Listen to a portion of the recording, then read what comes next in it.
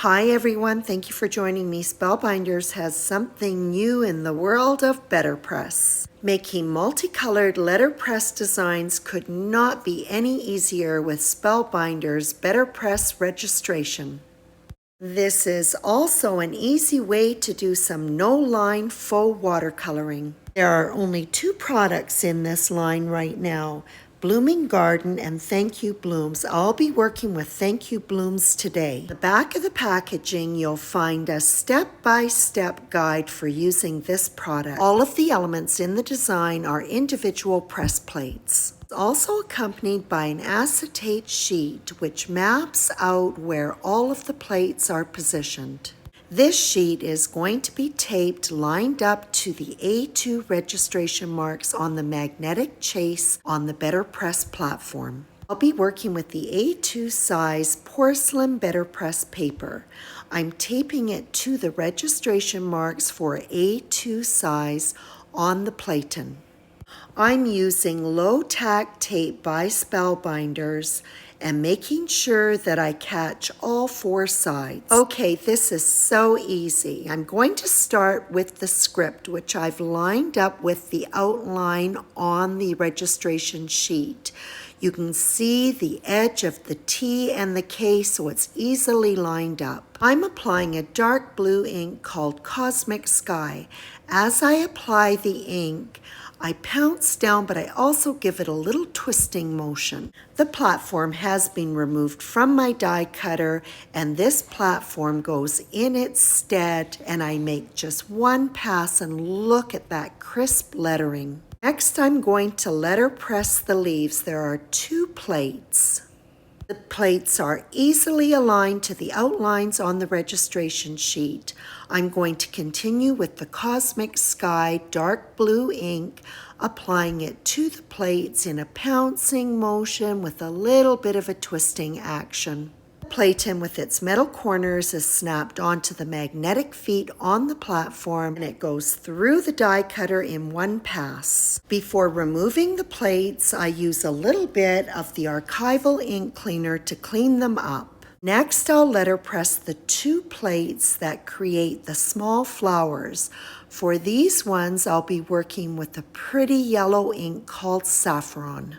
Got a little bit of the ink cleaner onto the acetate registration sheet, and so my plates are moving around a little bit. So note to self, remove the plates and clean them. Don't clean them while they're sitting on the platform. And again, the platen is snapped onto the platform and run through the die cutter. Not only is the design absolutely beautiful, done up in various colors of ink, but the actual letter pressing is really something. Then on go the last two plates. I was back and forth as to which blue to use, the hydrangea or the French blue. In the end, I went with the French blue. And as you can see, my plates are still slipping a little bit from that archival ink cleaner that got onto the acetate sheet. But no worries, as easily as it slips out of position as I apply the ink, I'm able to easily put it back into alignment.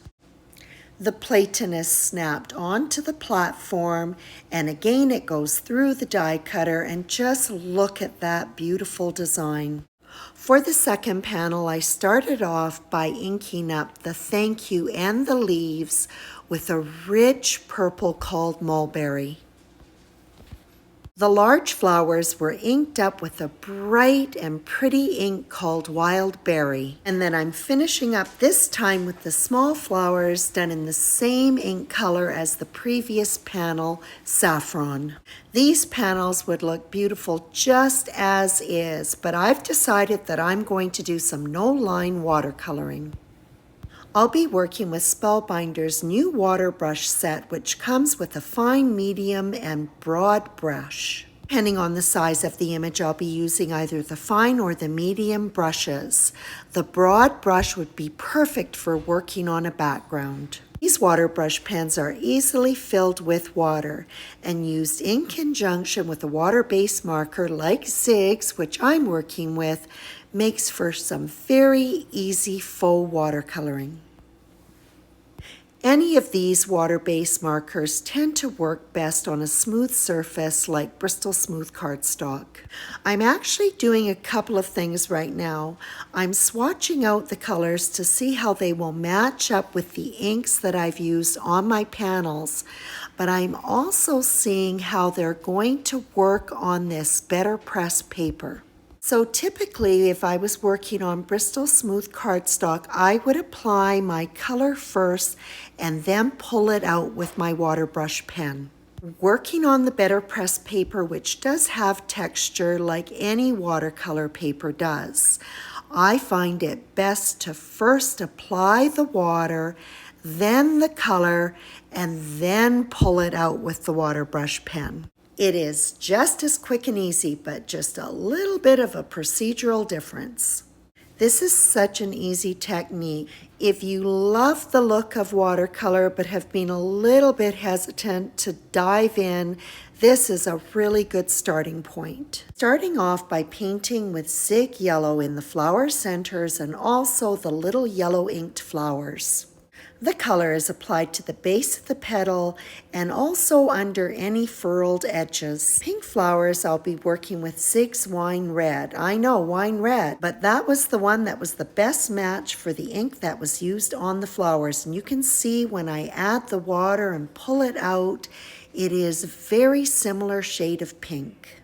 Working petal by petal, the process is the same. On the water brush pen, you'll see that it is indicated where you apply some pressure to release the water. I like to do that over the paper towel just in case it releases more than what I want. Then I apply the water just to that petal that I'm working on. I like to apply the marker color to the base of the petal. If one petal is overlapping another one, I also like to take it right up along that edge where the two petals meet. If the petal's edge has a furled edge, I also like to take that dark tone and place it right beneath that. Back to the water brush pen. Any place where I have applied the color, I'll pull it out. To create a gradient, the color is pulled out just on the inside edge of where the color marker left off. This will do a couple of things. Firstly, it's not going to dilute the color in the shadow areas, and secondly, a lot of paint is not being pulled up to the paint's edge, so there'll be a nice bright highlight. As I paint, I sometimes make some adjustments. As in the case with this petal, I felt that I needed some additional color, so I'll just grab my Zig marker and add it in where I need it. For these pretty blue flowers, I'm working with a color called Cornflower Blue. These yellow flowers were colored in the same yellow that was used in the previous panel. Now I really liked the look of the center of the flowers with no additional color other than the ink that was provided through the letter pressing, so I just left that alone. For this panel with the dark blue letterpress leaves, I'm using Zig Deep Blue to add just a touch of color. The leaves in the previous panel were letterpressed with the mulberry ink, and so I used a color called Violet. These A2 size panels have been trimmed down to measure 3 3/4 by 5 inches. 1/4 of an inch has been removed from each of the 4 sides. These panels are going to be mounted onto black cardstock that measures 4 inches by 5 1/4 inches. For a fun detail, I'm going to be working with Spellbinder's 1-2 punch. As the name suggests, it has 2 features. It is a corner rounder and a notch punch. I'll be using just the corner rounder and punching the lower right-hand corner of both the panel and the black cardstock. For a little bit of variation, for the other card, I punched 3 corners, omitting the top left-hand corner. The card fronts were adhered to the black cardstock and then onto white A2 size card bases. Whether you choose to just letterpress with the colored ink or go that extra step and do the watercoloring, both results are super pretty. Creating multicolored letterpress designs couldn't be any easier with Spellbinder's BetterPress registration collection. I hope you enjoyed this video, and as always, I appreciate your visit.